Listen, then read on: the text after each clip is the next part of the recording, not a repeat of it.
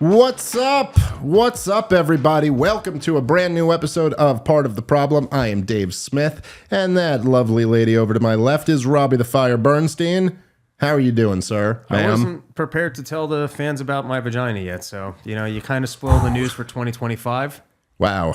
Didn't think I was outing you there, bro. Thought it was pretty obvious you were a chick, but I guess some people were still fooled. 2025. Nah, that's all that shit's over, man. That's 2022 stuff. Woke's But dead. that's what makes it cool now. Now I'm going against the grain again. Yes, that's right. Yeah, there you. Well, see now it. Oh man, maybe this is a fucked up thing I shouldn't say. But isn't there something to the fact that, in a way, what the woke left was trying to do for years was to mainstream things that are definitionally fringe, and doesn't that rob some of it a little bit? Like, wasn't that part of what was cool? Is that you were like, oh, you're doing something totally out there and different, and you're, but if every major corporation is pushing it, then it's not fun anymore. Yeah, there's almost something fun about the way you'd still see a guy who dresses like a hippie and be like, yeah, well, I grew up in the 60s, like some dude at a bar who has a vagina, and be like, you know what? I got out of college in 2022, and that's just what people were doing. Well, right. I know. Well, yeah. Like bad tattoo.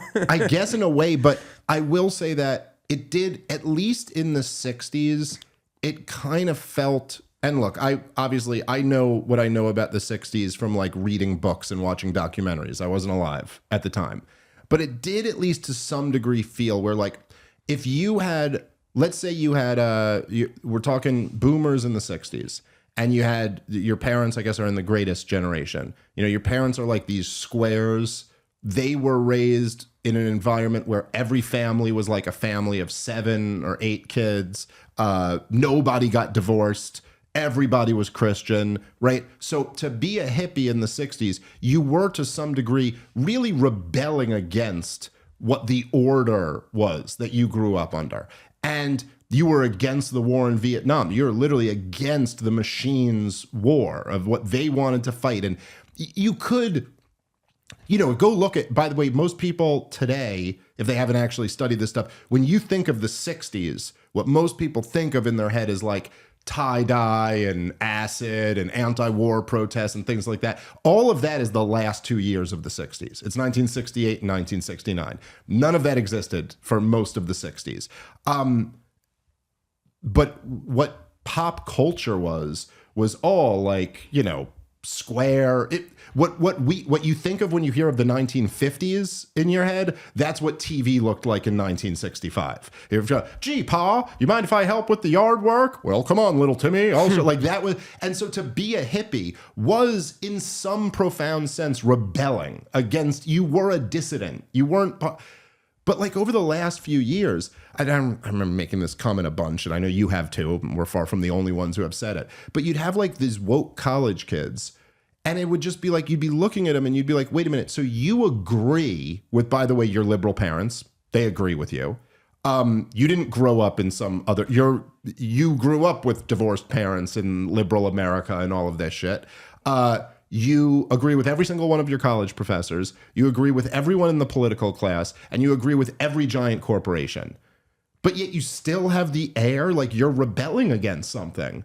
And that there's something about that that's almost sad, right? Like, what do you walk around with a My Principles #1 t-shirt? Like, what the fuck is this? You're supposed to be a kid. You're supposed to be rebelling against this thing. And I don't care if you don't want to rebel, that's fine. But don't act like you are. You're not. At least I have some respect for the new left in the 60s, who were at least, that's what they used to call them, who were at least like shaking things up. And they were dead right about the war in Vietnam. And they were wrong about a lot of other stuff. But, what are you going to do? Acid was new. They had to figure it out. Though I don't know. By the way, I watched, for the first time, my daughter, who is 6, she watched The Wizard of Oz. And I sat and watched that movie with her, which is probably the first time I've watched The Wizard of Oz, like, front to back. It's a good movie. 30 years. Those monkeys are scary, though. It is. It's a great movie. It's a classic. My daughter loved it. But it was made in, like, 1938 or something like that. and someone got their hands on some acid. I know that people might say acid wasn't around yet at that point, but someone got their hands on something in order to make that movie. I don't know what it was. Maybe aliens, something. You turn the heat down a little bit if you don't mind. Anyway, yeah, good movie. My daughter enjoyed it. Real good for the imagination, if I do say so myself. Okay. Rob, anything you want to plug before we get into some stuff here? Yeah, this Wednesday I'm doing a big New Year's episode. So if you're home, you got nothing going on, probably going live. I don't know, maybe 8 p.m. I filmed a bunch of sketches for it this past Sunday, and got a lot of stuff going on. So if you're home with nothing to do, be on the lookout for a live Run Your Mouth. There you go. And of course, it is almost the new year. We'll do, I guess, our 2024 recap episode this week. Which is already, there's so much. It's such a crazy year.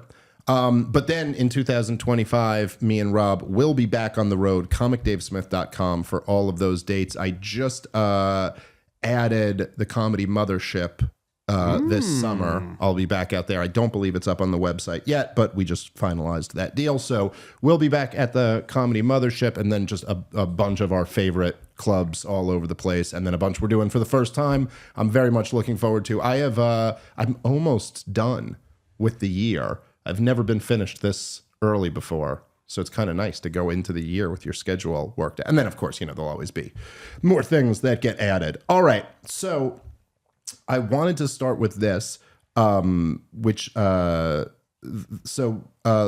Wen, who, for anybody who does not recall, was, how do I say this diplomatically?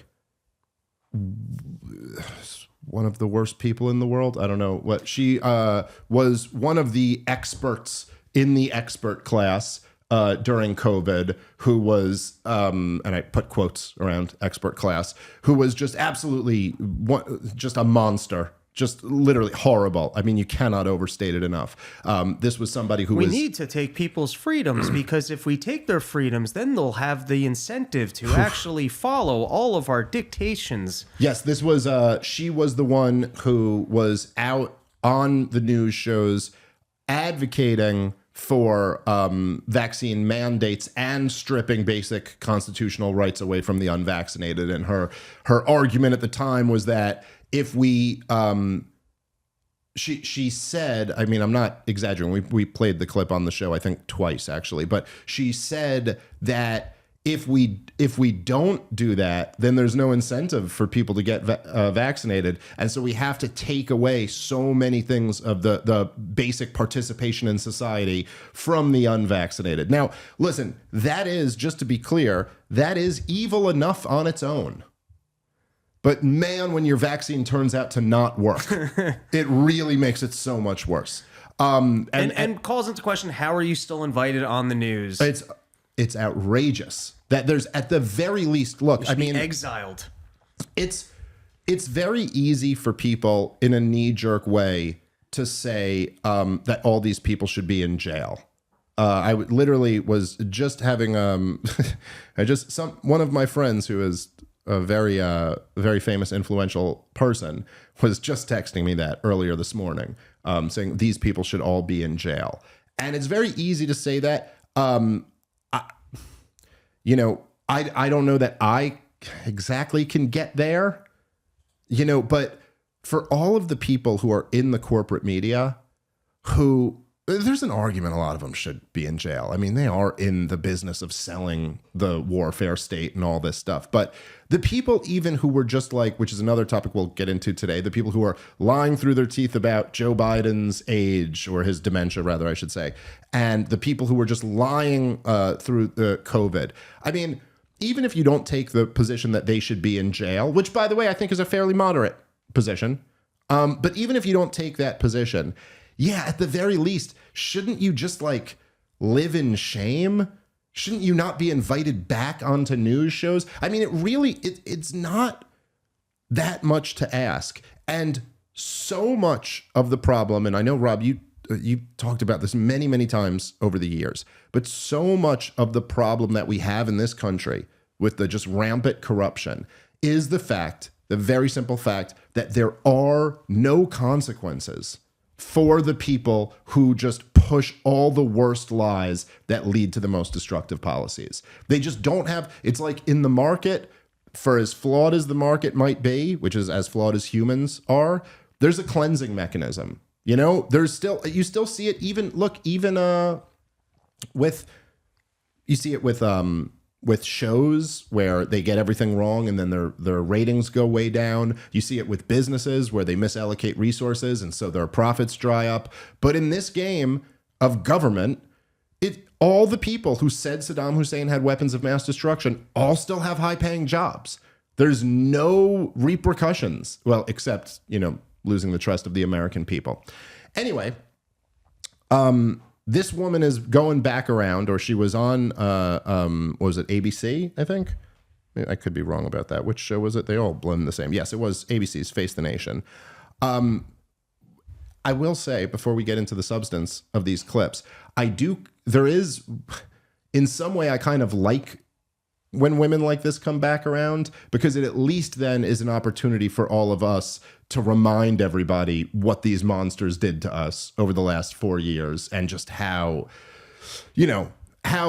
insane it is that they even get a seat at the table anymore. It's shocking that you can come back out as an expert after having been so wrong. And in her case, not just so wrong, but showcasing your hands that you're not... It seems like she's working for the regime or gets a paycheck from someone very specific and is the face of going out there and selling an agenda. So, well, it's also one of the things I think that COVID opened people up to was like how, which I guess, if you're at all familiar with like Nazi scientists or like commie scientists and some of the like really fucked up shit that they would do, I don't know that there was ever such an obvious example in modern American history. Obviously, there have been other examples, but I'm saying I don't know if there was such an obvious example on such a large scale where you just kind of would see like, oh, how evil science can be. And if it's not like rooted in any theory, and this isn't me saying like, everybody has to have the perfect philosophical worldview. That's not how human beings work. But I mean, like even loosely, like kind of in some vague sense, you have some belief in what the things that are kind of just givens to all of us. I don't mean like strict libertarians like us, but just the idea that like humans have some rights. Humans have the right to a fair trial. They have the right to face their accuser. They have the right of, something. And if you don't have that, it's very easy to just like go in these very dark authoritarian directions. For the age-old example that was always like a critique of utilitarianism was that, okay, so if a doctor, let's just say hypothetically speaking, you go in for a checkup or you go in because like your wrist hurts or something like that.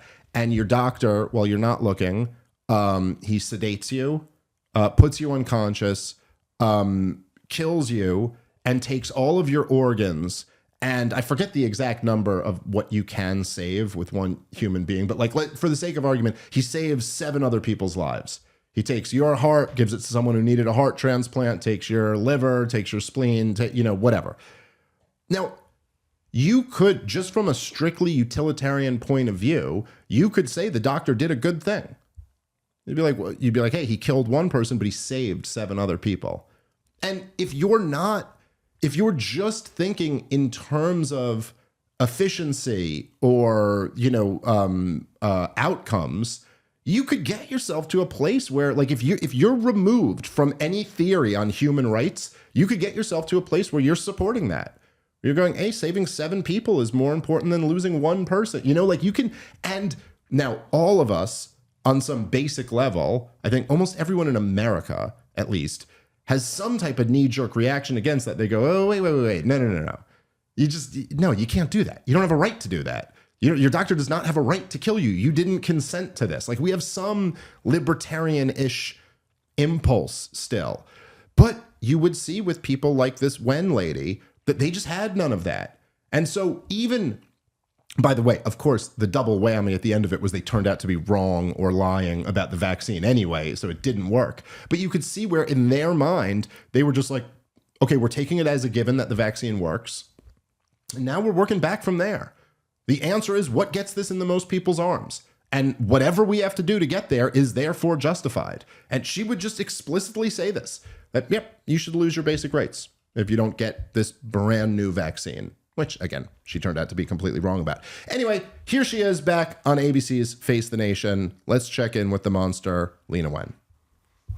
There are two main things that they should be doing in the days that they have left. The first is to get testing out there. I feel like we should have learned our lesson from COVID that just because we aren't testing, it doesn't mean that the virus isn't there. It just means that we aren't looking for it. We should be having rapid tests, home tests available to all farm workers, to their families, for the clinicians taking care of them so that we aren't waiting for public labs and CDC labs to tell us what's bird flu or not. And the second very important thing is this is not like the beginning of COVID where we were dealing with a new virus, we didn't have a vaccine. There actually is a vaccine developed already against H5N1. The Biden administration has contracted with manufacturers to make almost 5 million doses of the vaccine. However, they have not asked the FDA to authorize the vaccine. There's research done on it. They could get this authorized now and also get the vaccine out and to farm workers and to vulnerable people. I think that's the right approach because we don't know what the Trump administration is going to be doing around bird flu. If they have people coming in with anti-vaccine stances, could they hold up vaccine authorization? If they don't want to know how much bird flu is out there, could they withhold testing? I mean, that's a possibility. And I think the Biden administration in the remaining days should get testing and vaccines widely available so that at least it empowers state and local health officials and clinicians to do the right thing for their patients. Dr. Wen, is bird flu in humans super dangerous? Well, the World Health Organization estimates that in prior outbreaks of the bird flu, that the mortality rate is 52%. 52%. However, in this most recent outbreak, it seems that most cases have been mild, and maybe some people even have asymptomatic infection. But the question is, we don't know what happens when bird flu affects more vulnerable individuals. People infected so far in the US have been mainly farm workers who are working, presumably generally healthy, as opposed to what happens when you get to children, to pregnant women, to older individuals with chronic illnesses. We don't know how deadly, how dangerous bird flu is going to be for those individuals. And again, that's one more reason why we don't want it to spread and acquire more mutations. All right. I mean, I can't explain what a throwback this is. It reminds me of being in the COVID era when you would constantly have to like read between the lines, and we would do this like regularly. This is what we would always do through the height of COVID, was like play clips like this and then be like, pay attention to what Fauci just really said. Like, pay attention to what she just really said, because she sandwiches it in between this absolute nonsense fear mongering. So it starts with like, well, the World Health Organization has estimated it could be up to 52%. Do you know how scary 52% is? Oh my God, imagine 52% just killing everybody. And then like in there's a little nugget. All the cases we've seen have been very mild and not a problem at all, but it hasn't hit old people and babies and this. And it's just like the way you're like, and then they have the nerve to be like, and this is the science. Like, you're not doing science. Science would be giving a very clear answer right there. Nope, seems like nothing to worry about. All of the recent outbreaks have been mild. In fact, a lot of people who get it are completely asymptomatic. Where have we heard that before?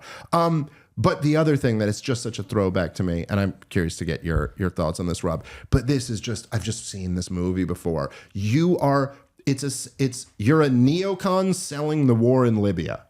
You're a neocon selling the war in Syria. It's like, I remember these people, like right after they went all in on Saddam has weapons of mass destruction and, oh my God, democracy will sweep the region and we'll be greeted as liberators and the war will be paid for in oil and all. And then they're wrong about every single prediction. And with zero shame, they get right back on the same show and go, now we got to go fight this war. And let me tell you something, we'll be greeted as liberators and democracy will sweep the region and it'll be so much better after that, blah, blah, blah. And then they come do the same thing with Syria. By the way, there's been a bunch of beheadings in Syria this week, if you haven't checked. Who would have thought Al-Qaeda taking over a country could have negative consequences? But you just can't imagine like having no shame while you're making this, but like you're famous for getting the vaccine on COVID all wrong and selling all of the bullshit. And then you're coming right back on now to advocate another vaccine for a thing that is not even a problem. Is just, it's unbelievable. Go ahead, Rob. All right. Well, I don't want to completely overplay my cards here because COVID happened in real time and I was fascinated by it and I did a lot of research and I did my homework. I'm not familiar with the avian flu other than I'm a little checked out on doing my homework and I'm like, I don't know. It's like flashing lights in the sky. I'm not ready to panic and give power over to government. Right. With that said, I can't stand the way this lady talks. It's like this panic of my child, they're in the well, but we can get the well. Where's the sheriff? How come they're not out there? So firstly, she's got this tonality, which is trained to institute, how come we're not all panicked? But the one time he goes, and you caught it, but goes, how deadly is this? He goes, well, the WHO has said it's upwards of 50%. And instantly before she continues, I go, well, we've had a couple cases in the US. Are half of them dead? And then goes, well, but that's not. So in other words, you don't know. Right. So you have no information on this. And now this new vaccine that's been around, so why isn't it approved? This seems like we got a little bit of missing information here. Is it a new mRNA vaccine? Is it a dead virus, more traditional vaccine? What's the holdup on it? Would we have to push it and rush it through again? Do you have evidence that kids are going to be more at risk? Because you really sold that the last time on the COVID thing, and it turned out they were not dying because of so I don't know. It's just it's hard to get too worked up, and I can't believe that the regime doesn't even have the dignity to get new characters out there to lie to us. Yeah. That with a straight face, you can put this lady in front of me and have any reaction other than let's investigate her. Yeah, I mean, it really is just unbelievable. I mean, you try to think of like an analogy, but like it'd be like, I don't know. I think if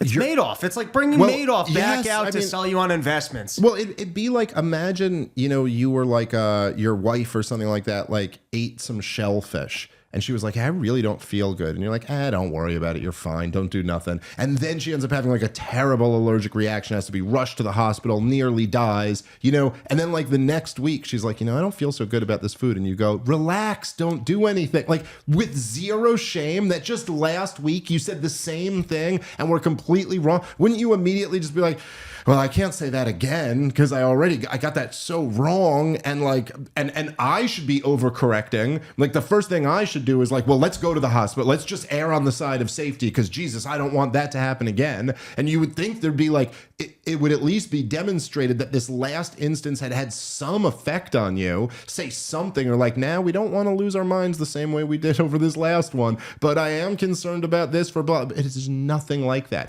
Again, it's just an indictment of Trump, of, they may not take this seriously. They may not do the right things. We got to get the tests ready now because who knows what this crazy new government's going to be, as if the narrative is still that that's what happened last time. As if anybody, listen, Donald Trump, and I did end up voting for him this year, and I am hopeful that some of his good appointments will get some good things done. We'll see. But I will never forgive Donald Trump for 2020.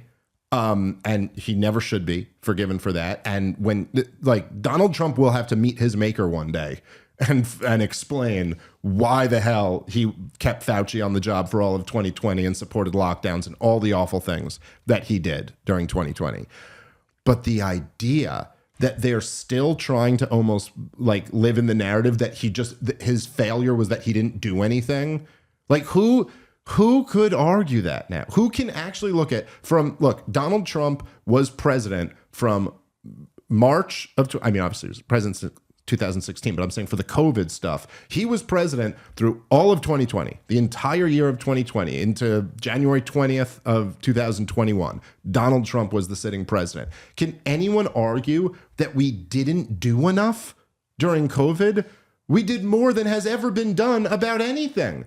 We shut down the global economy, but like somehow we're still supposed to look back and be like, oh, what was the like she doesn't explicitly say it, but it's pretty clearly implied there that the real failure was that what we didn't listen to people like Wen. The real failure was that like what we didn't, whatever. I don't know. We didn't do enough. It's absurd. It's such a bold-faced lie. And I don't know. To me, this seems to be one of the things that's interesting about 2024 is that, look, Donald Trump, after being such a disaster on COVID, and I know I have Trump supporters listening to me or like, why are you blaming Trump or doing all this for him? I'm right. He was terrible. You could support the guy and you still don't have to pretend he's a god, which he's not.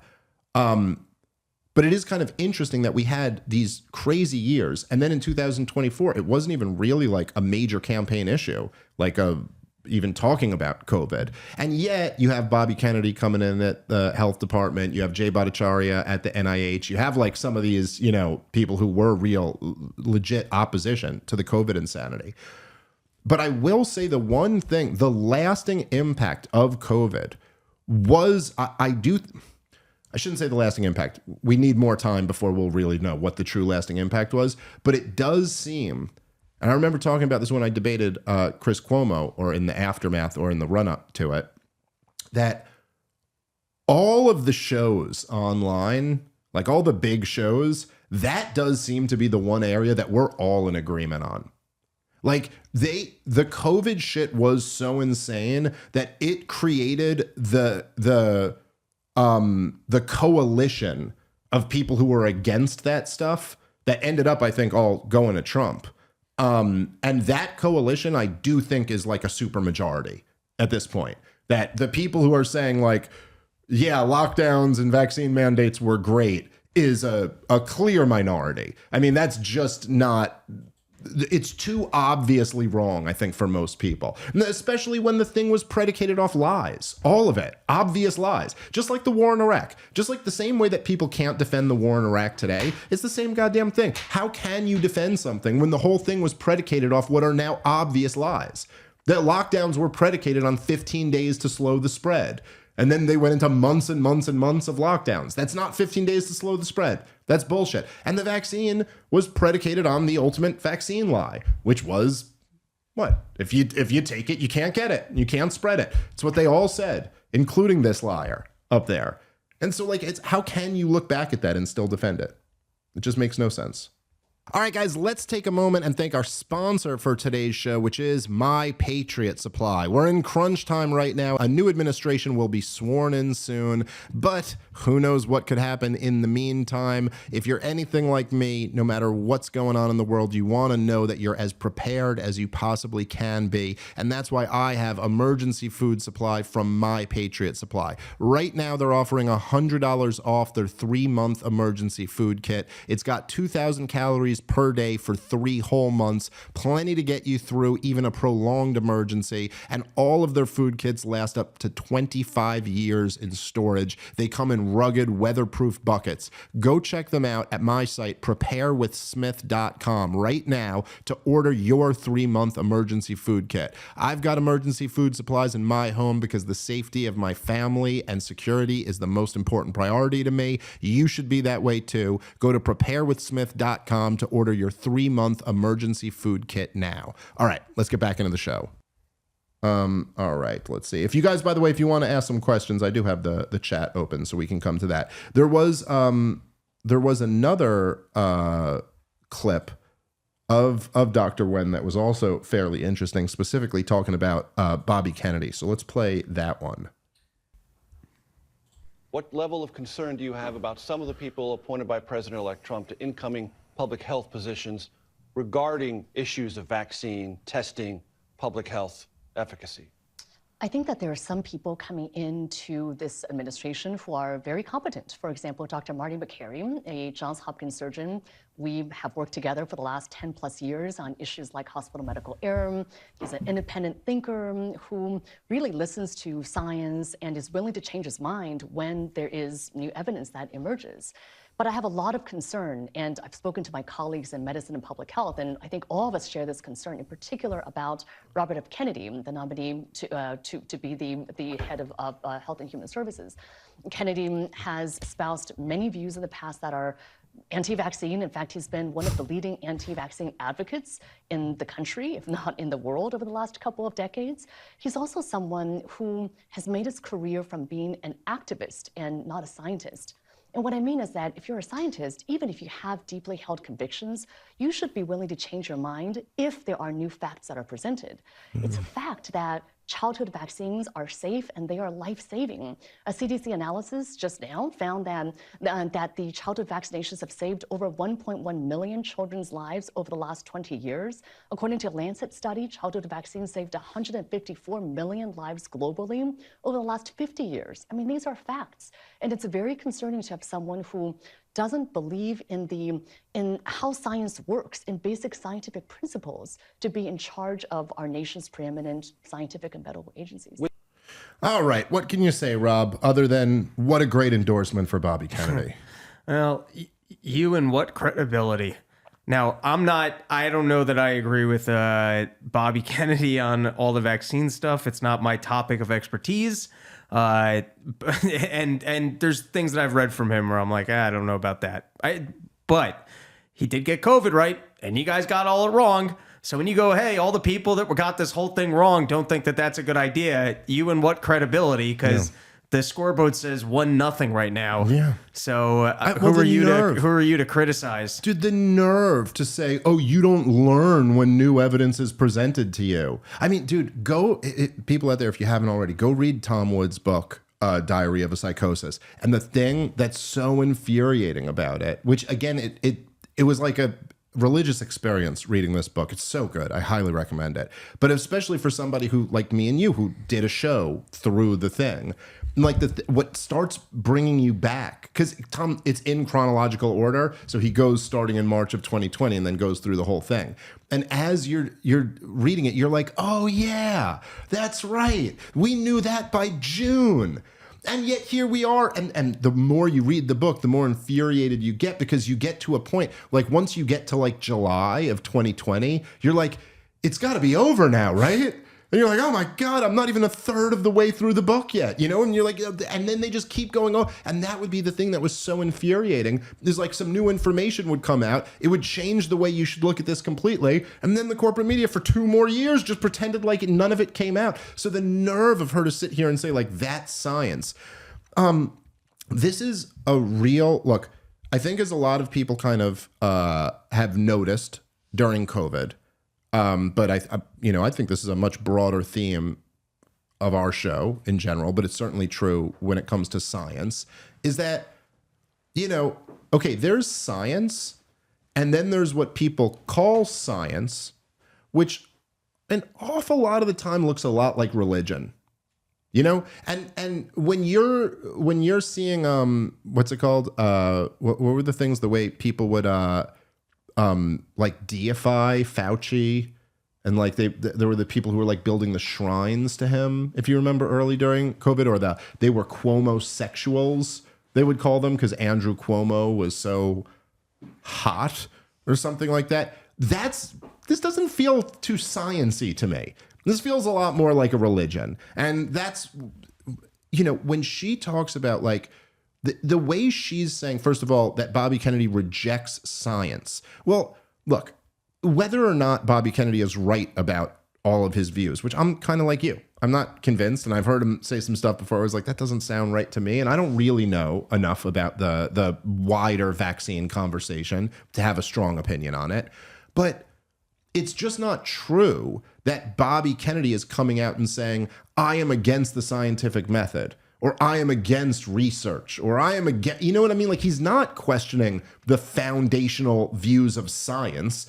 He's saying, I have a different interpretation of the science than you have. And I believe that this is actually the correct science. You guys suppressed all information and debate during COVID. So how dare you step forward and go, well, we have the scientific process. No, you didn't. You had, I am the Lord of science, and that's why you're not allowed to even question this. And if you do, we will remove your information from the internet. Well, also, look, and I will say, and this is part of the reason why I'm really thrilled that Jay Bhattacharya, who was heroic through COVID, is going to be at the NIH, assuming everybody gets confirmed. This is one of the things that I kind of learned, or I don't know if I say learned, but he really helped me with during the COVID years. was that he was the one who would and by the way, Jay Bhattacharya, I think I'd have to go back and read some of his stuff, but I don't think he was ever as radical as me or you were. Like, and he wasn't even like saying like, oh my God, this, I think he was kind of making the argument that like the vaccine was good, but it was totally oversold and it probably should have just been to these like targeted groups or something like that. But he would point out often when like these studies would come out and he would go, listen, Fauci and these guys, they're totally overplaying their hand here.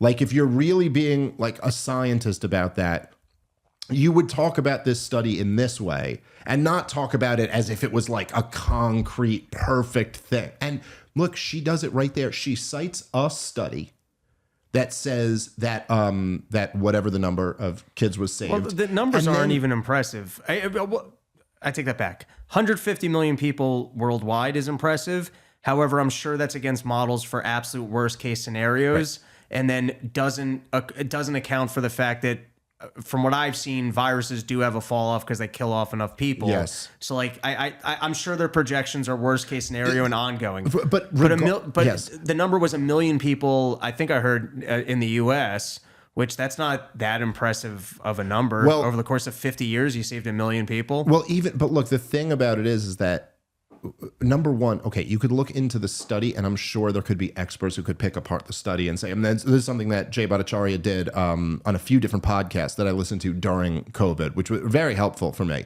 to understanding the stuff, because he would take a study and he'd be like, look, here's the claim that Hotez is making. Hotez is making the claim that the vaccine would have saved this many more lives if more people had taken it, but here's the reason why you can't actually get that from this study, and kind of breaking it down. But just I'm specifically talking about the difference between science and religion, and the way she mentions a study that goes, this study found that 1 million children were saved by these vaccines. And then she goes, that's just a fact. That's not how science works, man. And that's not how scientists should ever be talking. If you have a study one study that indicates this many people were saved. All of these models are always very difficult to be completely accurate. The way a scientist would talk about that would be to say, okay, this study argues that this many people were saved by it. I think this was a very good study for these reasons. And so that would certainly indicate that there might be some real benefit to these things. Okay, that's how a scientist would talk about it. And this is one of the things Jay Bhattacharya made the point. He's like, if you get a study like this, the way a scientist should talk about this would be to say, this was a big study. Here's why I think it was a very good study. Here's why I think they did the right, like their methodology was correct. And then this study would indicate that there's probably value here. You don't just go, they said this number, that's a fact. That's the sloppiest shit ever. We never do that, dude. When there's a study that confirms our bias, you never just go, and therefore, that's a fact. That this study got it 100% right. And the reason why she's saying that is not for a scientific reason. It's for a political reason. It's so that because she wants to say vaccines are great. Because that's the industry that she's in. But it's like, that's just not, a lot of times, and this was something that was really evident during COVID, you could pick up on just almost like the language patterns and go like, you're not doing science right now, because that's not actually the way a scientist would talk. And there's a lot of like really bullshit pseudoscience that's out there. And it doesn't mean you reject science to recognize that. I always pick on this because it's kind of low-hanging fruit, but it's like the happiness studies, and then they'll pretend that that's science. They'll be like, we found out that the happiest people fit this demographic. And you're like, how did you do that? What's the methodology here? And you're like, we asked them. We said, rate yourself on a scale of 1 to 5. How happy are you? And you're like, oh, but that's like asking. It's like if I did a study on honesty and I was like, these people are the most honest because they say so. It was like, yeah, but that doesn't really control for whether they're being honest or not. There's just a lot of junk science out there. And I think this is a good example of it. All right, let's see. All right, let's keep. You know what? Let's move on. Let's go to that other clip that you had up before, Natalie, because I did find that one to be just glorious. It's kind of on the theme, that's the broader theme of, you know, postmortems out of the corporate media of the last few months and the last few years, I guess. And it has been, you know, it's fascinating to see them trying so hard to deal with the elephant in the room. Yeah, I found this fascinating. Let's play the clip and then we can discuss. It was very disturbing to learn late in the year about just how how poor his health has become. And like many, I did not realize that it had gotten to that point. That being said, I think he's still, he showed up for the job. He got the work done. I think some of the accomplishments also in the Middle East and foreign policy Can you pause already? will also stand the test of. Just even the contradictions in right now. She doesn't want to say dementia. She wants to say poor health. Yes. And then even though I guess he's mentally incapacitated, he still got the job done. Well, how did he get the job done? And then why were you concerned with his dementia? Because if at the end of the day he's getting the job done, well, what are we concerned with here? And then if you're going to say, oh, well, we're first finding out about this dementia and it's troubling to hear that it was as much of a problem as it is, why isn't he being removed from office right now?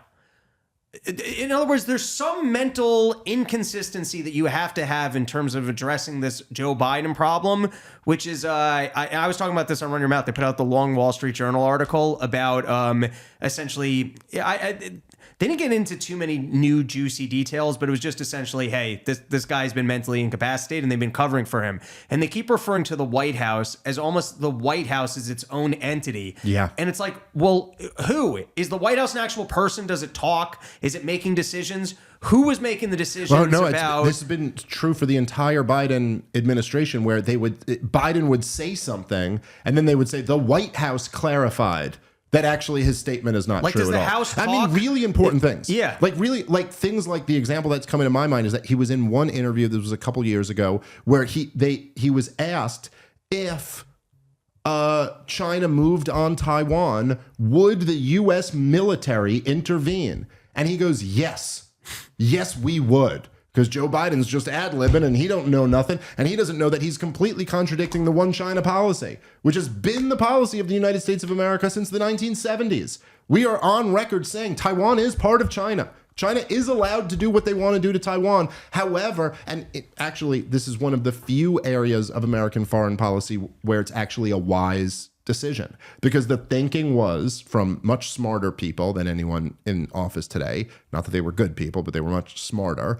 The thinking was just like, look, we can't really do anything about it anyway. So we're just going to say we recognize China's right to rule over Taiwan, but we sure would like it if you didn't mess with them. Okay. And then the understanding has been that if America was to ever say, well, no, Taiwan isn't yours and you're not allowed to invade, that might be the type of thing that might make China invade just to prove that they can't. So we're, in other words, doing what we should have done with Ukraine, which is that you recognize there's a special relationship in this country with China. You know, even back in the day, by the way, I said the wiser people who were in government, but what's his name? Henry Kissinger, sorry, blanking there for a second. Henry Kissinger, who I am no Henry Kissinger. Let's be clear. Sam Harris was right. I am not him. But he was a big advocate for NATO expansion in the 90s. You know, when there was the first round of NATO expansion, there was a big debate within the national security apparatus over whether we should expand or not. He was one of the guys who was like, yes, we should expand.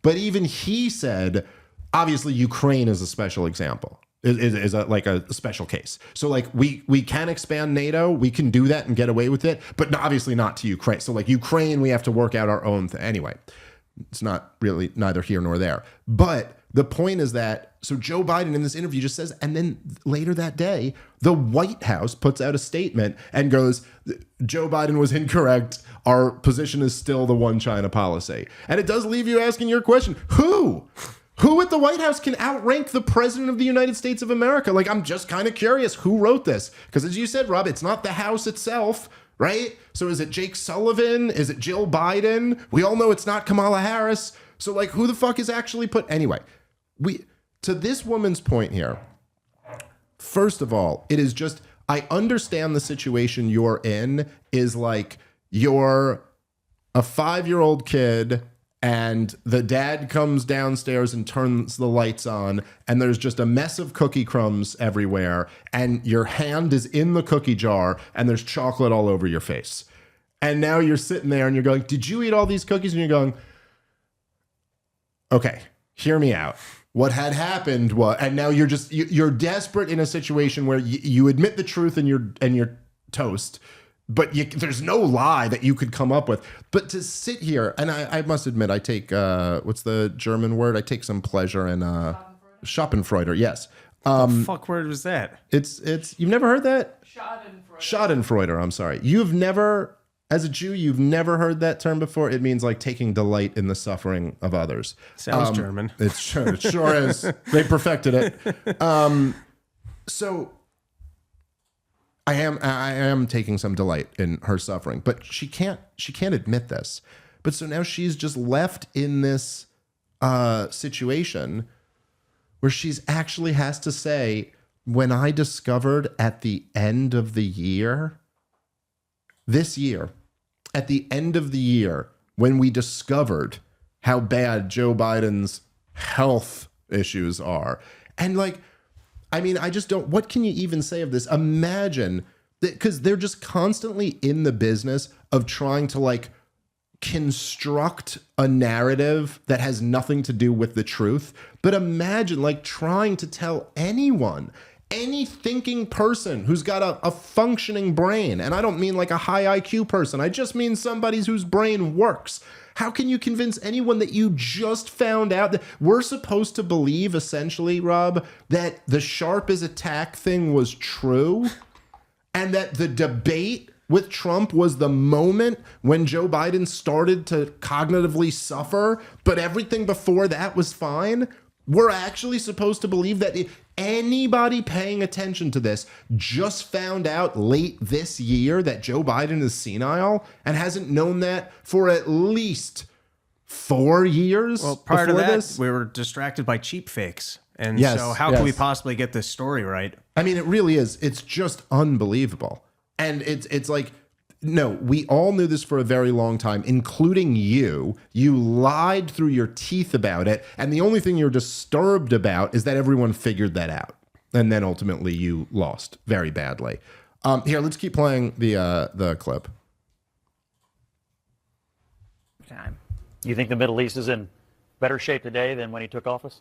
Well, I think you got. Sorry, pause it. I think that's Pause a it big deal. there. I think it's important.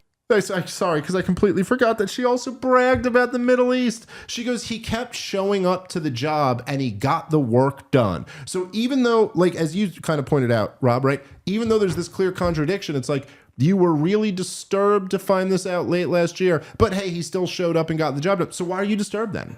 Yeah, it's why like are you Kobe's disturbed? ankle injury. If you still win and you show up and you get the job done, I don't care. Yeah. So like, what's the issue then? Why were you disturbed to find out late in the year that Joe Biden is a vegetable? So you found that late, and then you're going to go, but he still got the job done. And this is what's remarkable to me, is that they can actually say, I mean, I guess if you could say that first part, you could say the second part, but you could say with a straight face that Joe Biden's record of achievement and point to the Middle East.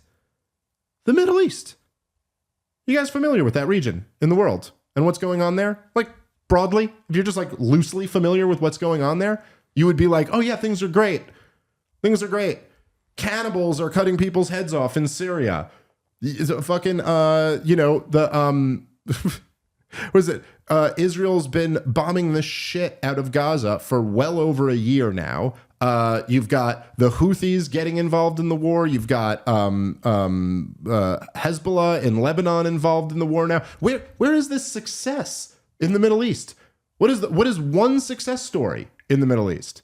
They don't have one. Anyway, let's keep playing. I'm sorry, which hostages? He's gotten a number of people home. He was able. There's still 100 people over there, Well, there were more than including some Americans. Look, I think he's gonna leave office in disgrace. The Hunter Biden pardon was disgraceful. He's going to be remembered largely for inflation and for the disastrous Afghanistan pullout.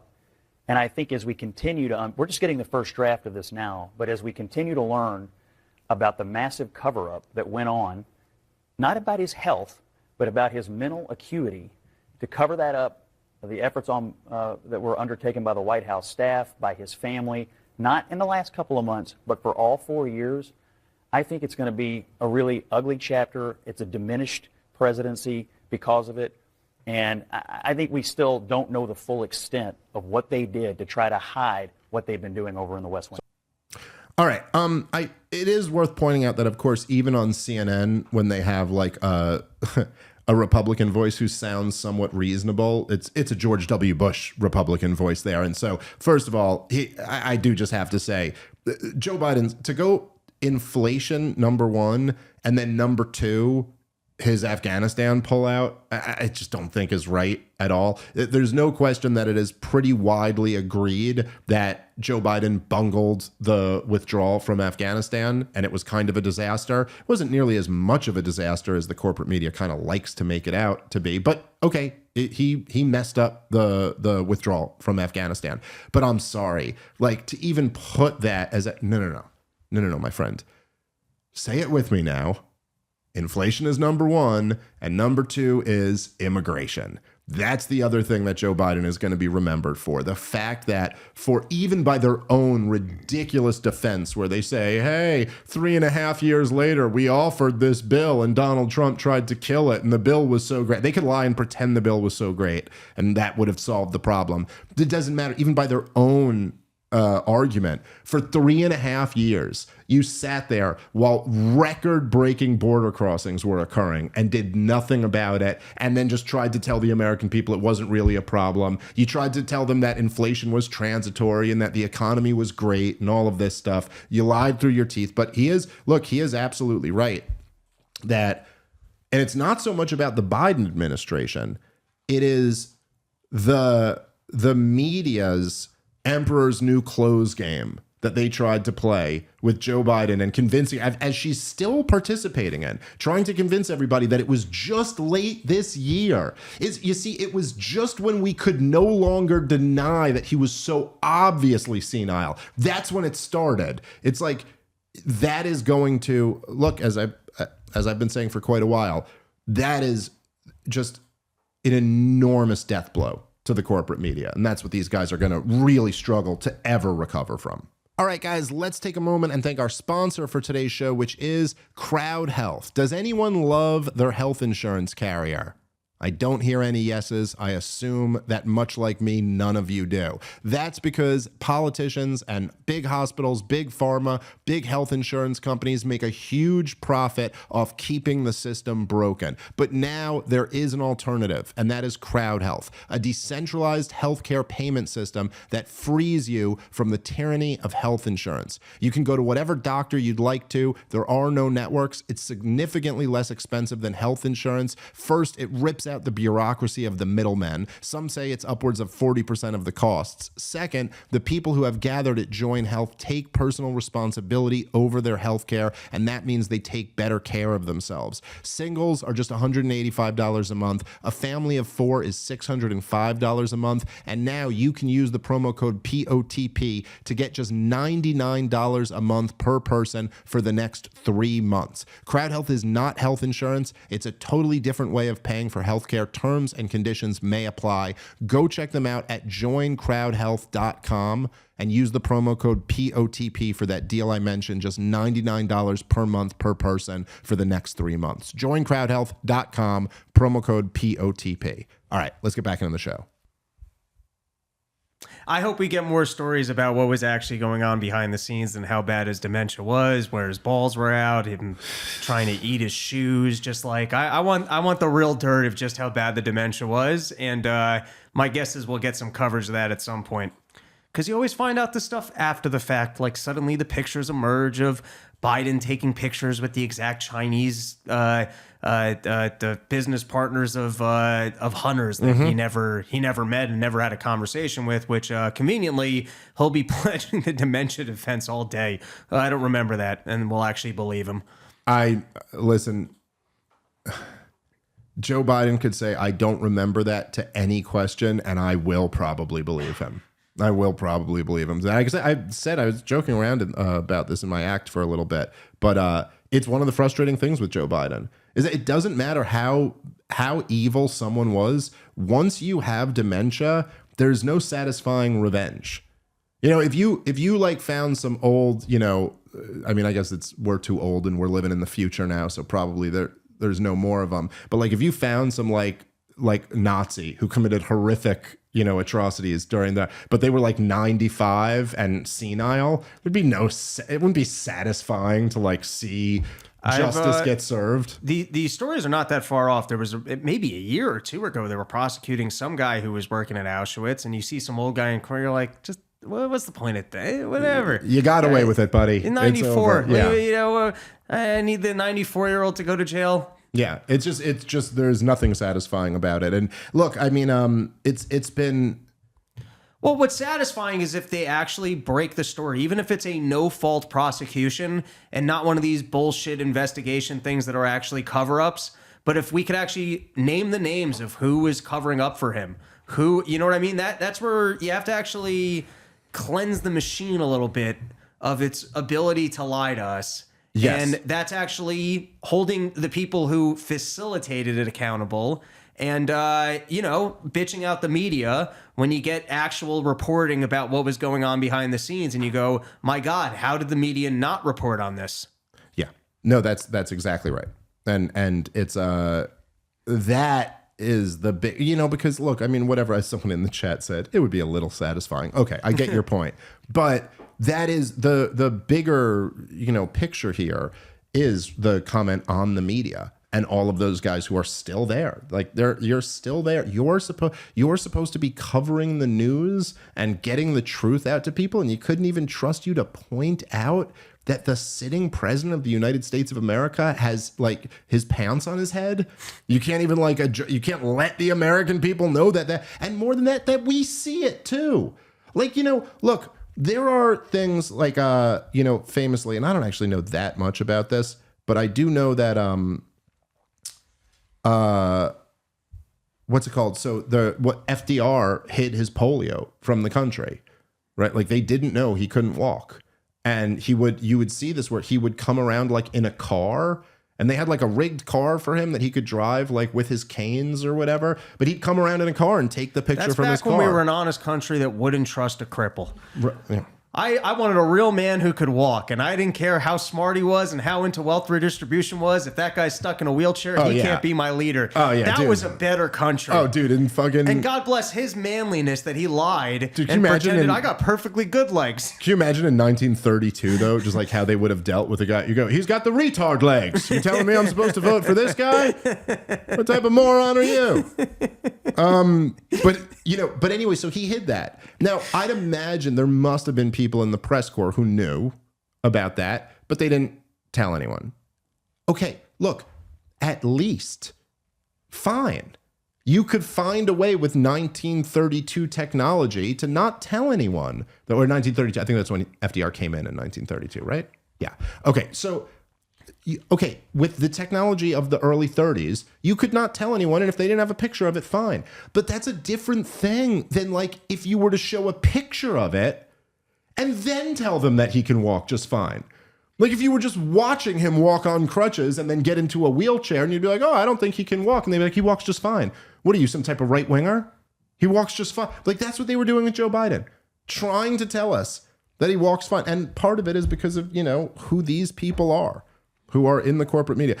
Before we wrap up today, let's play the Don Lemon video, because on the topic of who these people are, that really, and I do not know, but Robbie, you sent this to me. I do not know the context of this. You told me you don't know the context of it either. We like thought it was AI at first. Evidently, it is not. But here is old Don Lemon of former CNN fame making videos on the internet, being Don Lemon. Finding out, you dumb fucking idiots. Now you're just figuring this shit out. You're so fucking stupid and you deserve it. You fucking deserve it because you're so dumb. Jim, it's hypocrisy. So go with me here. Yes, I am gloating over your stupidity and how you were taken. I'm cackling in Kamala, says in Shanta. I am You have been co-opted because you're in a fucking cult and you don't even realize it because you have stupid MAGA brain and you don't get it. How stupid and dumb are you? And I'm just going to I can't wait to go through this. Okay. So I'm going to read this again. So Krishnan's appointment triggered an anti-Indian backlash on social media, particularly given his past advocacy for increasing green cards and immigration broadly. Oh no, immigration. We can't do the immigration. That's my favorite part. He has to adjust his turtleneck. Woo! Thank you. We can't do the immigration into like a scuba suit. Because, the immigration, it triggers some people. You know what they're saying about the anti-immigrant stuff, right? Who's it to say that one of the jobs you might be seeking won't be one of those white jobs?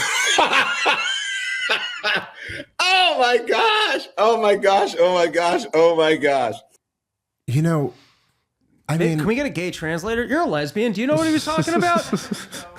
Gay to lesbian translation is very rough, Rob. It's not an easy. That's you need like a middleman in there. Gays and lesbians are not natural allies. They're the furthest on the spectrum apart from each other. They're not. It's a whole different world. But I don't know. I mean, what Don Lemon? He's just a fucking unhinged moron. What else can you say about it? But there is something, I mentioned this to you before we started recording today, but there is one of the things that's very interesting about the divide between the old media and the new media is that the new media works in this very informal way. It's much more conversational and it's much more long form. Now, that's not the case with everything. I mean, there's also like TikTok videos and stuff like that. But generally speaking, this new center of like podcasts, internet shows, the alternative media, you get to know the person. People always, I get all the time, people ask me about like, oh, what's Joe Rogan really like? What's Tucker Carlson really like when you like hang out with these guys? And I really always say to them, it goes like, as much as me. Like, I mean, I've hung out with these guys a lot more, but they're the same person that you see. Like, that's who they are. And I think if you listen to this show, you get a sense of who we are. Me and you having a conversation off air is not much different than me and you having a conversation on air. There might be a couple things that we'll say off air that we'd be like, I'm not going to say this on air, but blah, blah, blah. But there's nothing that we wouldn't say privately that we say on air. And whereas the old media system, the CNN system, it's all phony. It's all designed so you never get a sense of who that person is. It's all good evening and welcome to the 8 o'clock news and it's this performance. And it's interesting to see when Don Lemon goes to the internet, you actually get a little bit of a sense of who that guy is. Oh yeah, that's the guy. Just borderline retarded, brain dead, is insulting people, and the only word he can come up with is stupid, so he repeats stupid 17 times because he's got nothing else. Absolute contempt for the American people, at least the American people who supported the candidate he doesn't like, and an unimaginable sense of superiority. I mean, like, that's just like what you see right from this guy, telling you how stupid you are. And what's his actual argument for why you're stupid? The fact that MAGA voters feel betrayed by people in the MAGA orbit who are promoting immigration policies. It's like, well, look, yeah, they voted against that. They voted against prioritizing foreigners over Americans. Now, feel however you feel about that. There's arguments on all sides of the immigration debate, but make the argument. And just tell people they're stupid for feeling betrayed on one of their core issues. It's appalling. And what I love about the video is it does just show you. And I think this is something that is right at the heart of why people love Donald Trump so much, is that people are not nearly as stupid as Don Lemon thinks they are. And Don Lemon's a lot dumber than Don Lemon thinks he is. And the truth is that this little moment right here, like that sense of superiority that Don Lemon had, the contempt he has for what was the majority of the voting population of America, they picked up on that. They realized that you hate their guts and you think you're better than them because you wear like fancy turtlenecks and are like out, living wherever the hell, or summering and wherever the hell Don Lemon summers with his white boyfriend. You know what I mean? Like, you're just like, you think you're better than all these people, and you're fucking not. That's why they hate your guts. And they're right to. I don't know. Final word, I'll give it to you, Rob, and then we got to wrap up. You know, you got to be careful when you buy overpriced turtlenecks. You start getting haughty. I really got to watch out for that. That'll be my downfall one day. I go, Rob, this show's been going pretty good. I think I'm going to get myself a fancy turtleneck. And next thing you know, I'm an idiot, and I think I'm better than everyone. All right, that's it for our show today. Oh, I should mention before we leave, I did have to reschedule our monthly Zoom meeting from last Saturday. This Saturday at 2 p.m., I will be doing that for the people in the top two tiers. Do your thing, Rob. Top 2 tiers, this Saturday, 2 p.m., we'll be doing our monthly Zoom meetings. Thanks for watching, guys. Catch you next time. Peace.